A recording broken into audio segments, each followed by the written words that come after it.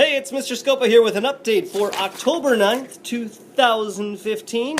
Yep, it's the Friday before a long weekend, and so I wanted to take this moment to talk about a couple things real quick. First of all, your kids are not lying when they say that they don't have Wordly Wise this weekend. Mr. Fundus and I decided that with the long weekend, short week, whichever way you want to look at it, that we would not do the Wordly Wise this week. So the next time things will be assigned will be next Friday. We're going to assign lesson 3. So that is going on with that. But to give you an update, we have 2, yes, count them, 2 reading logs that went home with kids this weekend, because there's one for the Friday through Sunday time slot. There's one for the Monday time slot. They are on 2 separate reading logs, so that way you realize that, yes, there are 2 reading logs. And some of the kids were asking why they didn't have to write 60 minutes in for the weekend, and it just says read for 20 minutes times 2 and reading logs times 2. That means that they haven't read the note that I put on the bottom.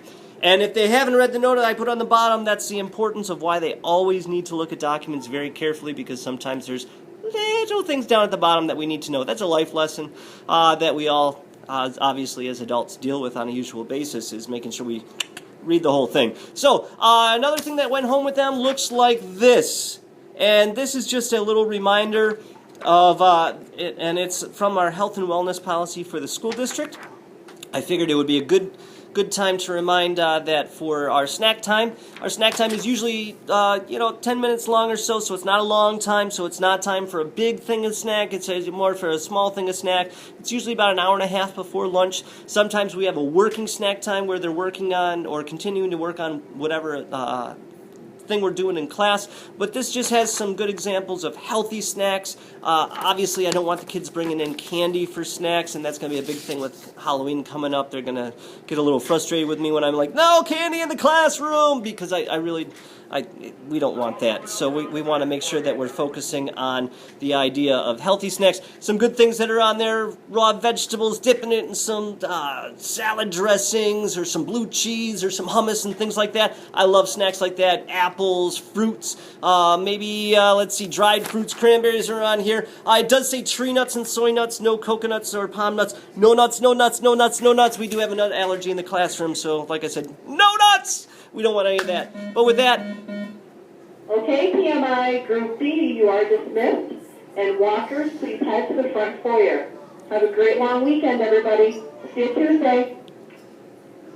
Okay, the secret's out. I'm doing this during dismissal when the second dismissal is going on, because some kids are already left with the A group and the other kids are going out with Mrs. Black. So that was the secret there. But, those ideas of bringing healthy snacks is really important. It goes along with the health and wellness policy that has been adopted by our district. It goes along with the idea of we want to be healthy. I sent out that thing about the Buffalo Bills wellness program last week.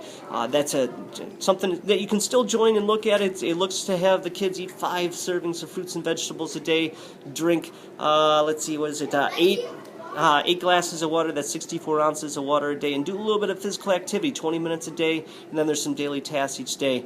So it's not something that's too outside of what they should be doing anyways. That's something that I strive to do every day. So just a heads up with that. And with that, I hope you enjoy the long weekend, and we'll see you next week.